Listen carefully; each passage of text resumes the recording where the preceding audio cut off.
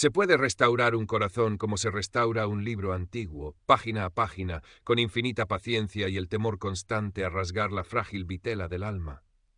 Sofía, a sus 52 años, se hacía a menudo esta pregunta en la quietud de su taller en Triana, donde el aroma a papel viejo, cola y cuero se mezclaba con el perfume de los jazmines que trepaban por el patio interior.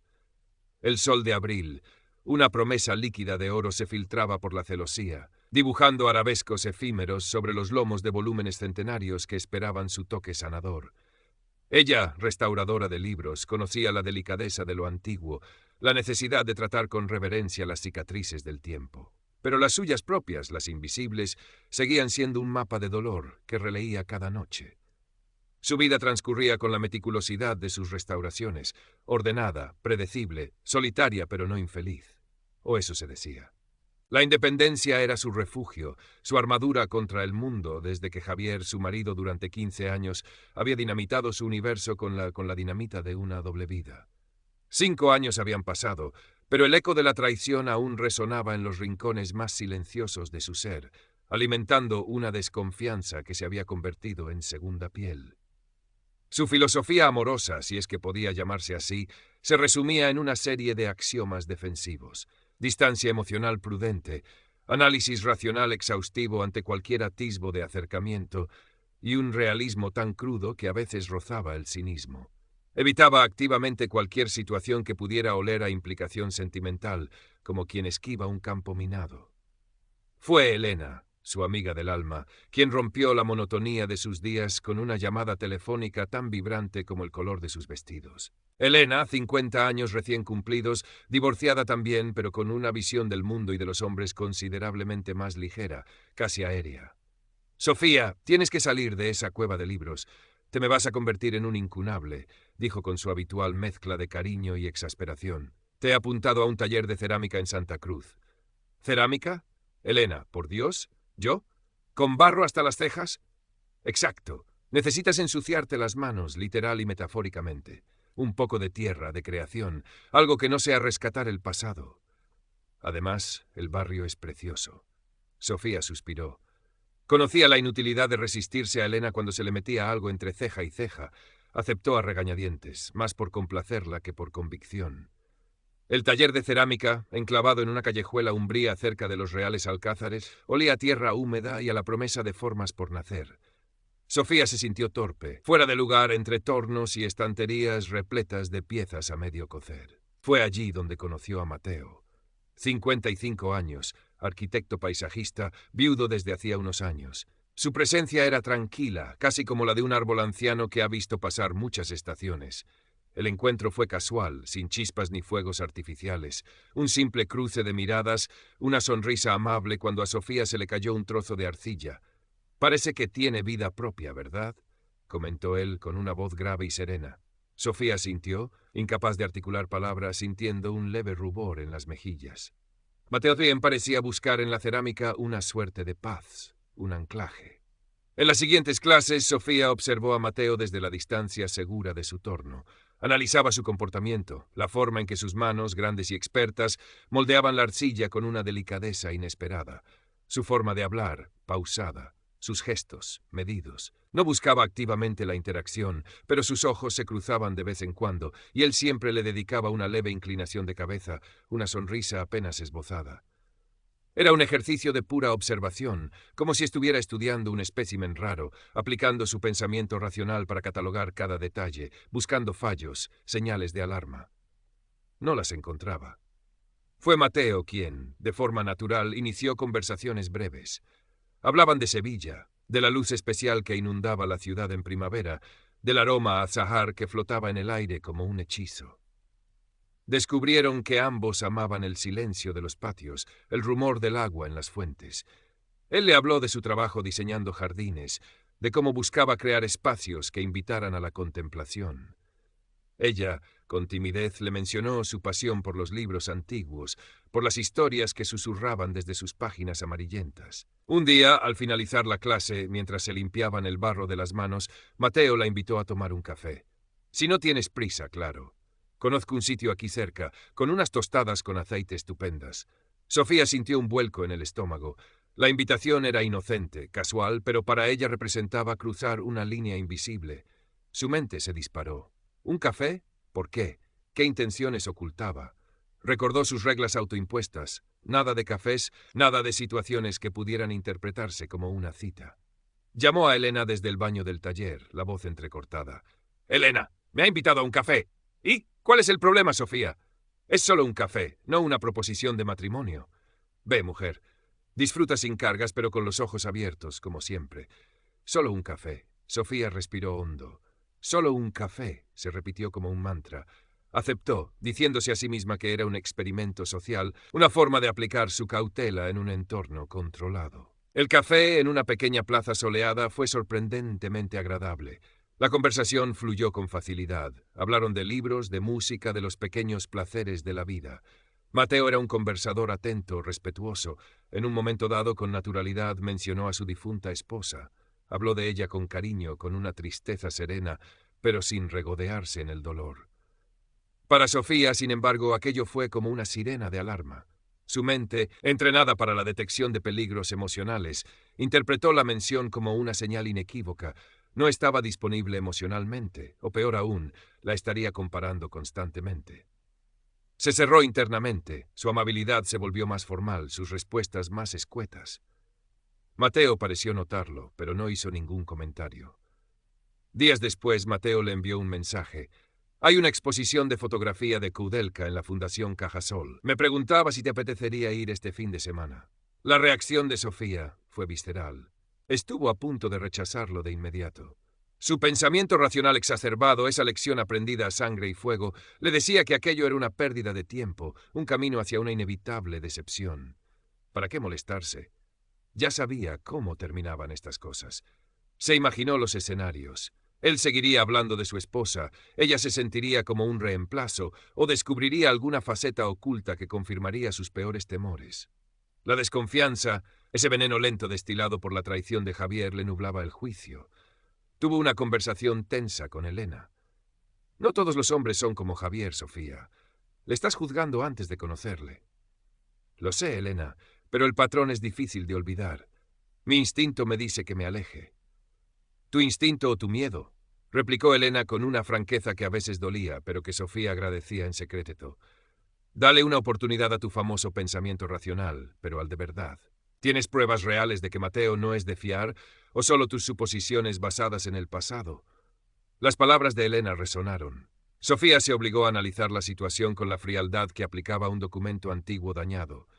No, no tenía pruebas. Solo sensaciones, miedos. Decidió ir a la exposición, más como un desafío a sí misma que por un interés genuino en Mateo. La visita a la exposición fue un punto de inflexión. Las poderosas imágenes en blanco y negro de Koudelka, llenas de exilio y melancolía, pero también de una extraña belleza, parecieron crear un puente entre ellos. Hablaron poco, pero compartieron una emoción similar ante las fotografías. Después pasearon por el parque de María Luisa, bajo la sombra generosa de los árboles centenarios.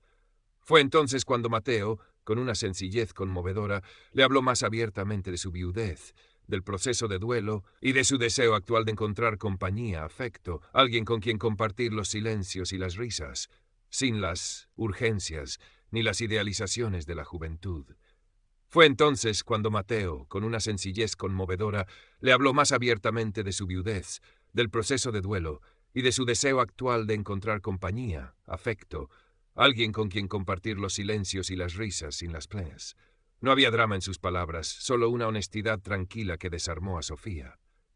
Ella por primera vez en mucho tiempo sintió que alguien la veía, no como una mujer herida o una posible conquista, sino como una persona. Empezó a ver que Mateo no encajaba en el patrón de sus decepciones pasadas. Su realismo le decía que, objetivamente, aquel hombre parecía íntegro, amable, respetuoso. Los valores que ambos apreciaban, la tranquilidad, la cultura, la honestidad, el respeto por el espacio del otro, parecían coincidir. No había promesas grandilocuentes, solo gestos pequeños y coherentes por parte de Mateo. Recordarle que se abrigara si refrescaba, llevarle un día al taller un trozo de bizcocho casero que había hecho su hermana, escucharla atentamente sin interrumpir cuando ella se atrevía a hablar de su trabajo. Sin embargo, cada vez que sentía una punzada de emoción, una chispa de esperanza, su sofisticado sistema de alerta temprana se activaba con estruendo. La lucha interna era constante, agotadora. Una parte de ella anhelaba creer, bajar la guardia. La otra, la parte herida y temerosa, le gritaba que huyera. Un sábado por la mañana, mientras trabajaba en la restauración de un delicado libro de horas del siglo XV, Sofía se permitió abrirse un poco más. Mateo había pasado por el taller con la excusa de preguntarle por un tipo de papel japonés. Ella le enseñó el libro en el que trabajaba, explicándole con pasión los secretos de las tintas antiguas, la fragilidad de las miniaturas. Él la escuchó con un interés genuino, haciendo preguntas inteligentes que revelaban una sensibilidad inesperada. «Es increíble cómo puedes devolverle la vida a algo tan frágil», dijo él, sus ojos avellana fijos en las manos de Sofía.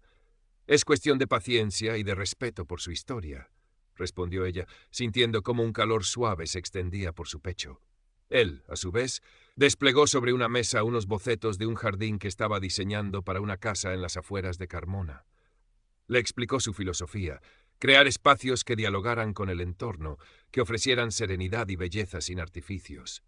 Sofía vio en sus dibujos la misma mezcla de técnica y alma que ella ponía en sus libros. Hubo un momento de conexión profunda, un silencio cargado de entendimiento mutuo. Ambos se sintieron comprendidos, reconocidos en sus pasiones. Sofía sintió que sus defensas, tan cuidadosamente construidas, empezaban a ceder, como un viejo muro de piedra erosionado por una lluvia persistente y suave. Y aquello la asustó y la atrajo al mismo tiempo. Empezaba a vislumbrar esa comprensión profunda del amor de la que hablaban los poetas, esa que va más allá de la pasión fugaz y se asienta en el respeto, la admiración mutua, el deseo de ver crecer al otro. La primavera sevillana estalló en todo su esplendor. La feria de abril había teñido la ciudad de farolillos y volantes, y el aire olía intensamente a azahar y a vino fino. Un sábado, mientras tomaban un helado sentados en un banco de la Plaza de España, Mateo le habló de una pequeña casa rural que tenía en la sierra de Aracena, cerca de Almonaster la Real. Un lugar que había sido especial para él y su difunta esposa, un refugio de paz al que no había vuelto con frecuencia desde su pérdida. El jardín, le contó, estaba descuidado, especialmente unas rosas antiguas que su mujer adoraba. «Este fin de semana pensaba subir», dijo Mateo, mirando el reflejo del sol en el agua del canal, «a podar esas rosas, a poner un poco de orden. Simplemente estar. Me preguntaba si te apetecería acompañarme. Podrías leer, pasear por el campo. No hay mucho más que hacer, la verdad, solo tranquilidad». La invitación, aunque formulada con sencillez, cayó sobre Sofía con el peso de una decisión trascendental. Un fin de semana, a solas, en un lugar cargado de recuerdos para él. Implicaba una intimidad, una exposición para la que no estaba segura de estar preparada. El miedo a ser herida de nuevo, a que la historia de su matrimonio se repitiera de alguna forma insidiosa, la paralizó. Todos sus mecanismos de defensa se pusieron en alerta máxima. La imagen de Javier, sus mentiras, el dolor desgarrador del descubrimiento, volvieron con una nitidez brutal. Esa noche Sofía no pudo dormir. Dio vueltas en la cama, la mente convertida en un hervidero de dudas y temores. Todos sus fantasmas, todas sus lecciones aprendidas, todas las cicatrices de su pasado, libraban una batalla encarnizada en su interior. Recordaba el dolor de la traición, la humillación, la sensación de haberse equivocado tan profundamente. Pero también recordaba la calidez en la mirada de Mateo, su honestidad serena, la paz que sentía a su lado, una paz que no había experimentado en años. ¿Era su sabiduría adquirida una herramienta para navegar la vida con más acierto, o se había convertido en una jaula dorada que la protegía de todo, incluso de la posibilidad de ser feliz?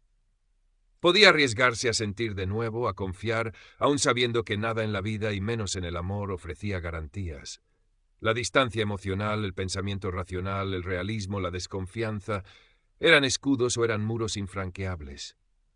Recordó el tacto de la arcilla en sus manos, algo maleable, que podía romperse con facilidad, pero que también podía transformarse en algo bello y duradero si se trataba con cuidado y con amor.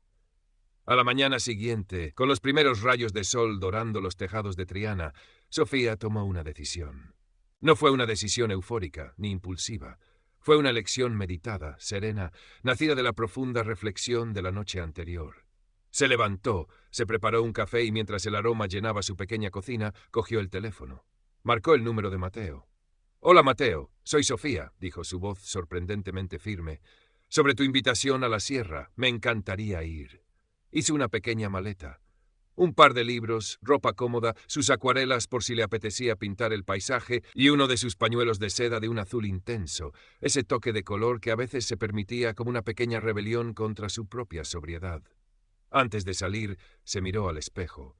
Vio en sus ojos avellana una mezcla de aprensión, sí, inevitable, pero también una nueva luz, una calma determinada, casi una curiosidad por lo que pudiera suceder. Era la mirada de alguien que ha conocido el invierno y no teme la llegada de una nueva primavera. Sí, aunque sepa que también traerá sus tormentas. La última escena no fue de grandes declaraciones ni de promesas eternas. Fue Sofía, sentada en el asiento del copiloto del coche de Mateo, mientras se alejaban de Sevilla y se adentraban en las onduladas carreteras que llevaban a la Sierra de Aracena. El paisaje andaluz, verde y luminoso bajo el sol de mayo, se desplegaba ante ellos como una promesa. Mateo conducía con tranquilidad, una mano en el volante, la otra descansando sobre la palanca de cambios. De vez en cuando, sus miradas se cruzaban y una sonrisa cómplice se dibujaba en sus labios. No hablaban mucho, pero el silencio entre ellos era confortable, lleno de posibilidades no dichas. Sofía observaba por la ventanilla los campos de encinas, los pueblos blancos aferrados a las laderas. Una leve sonrisa jugaba en sus labios.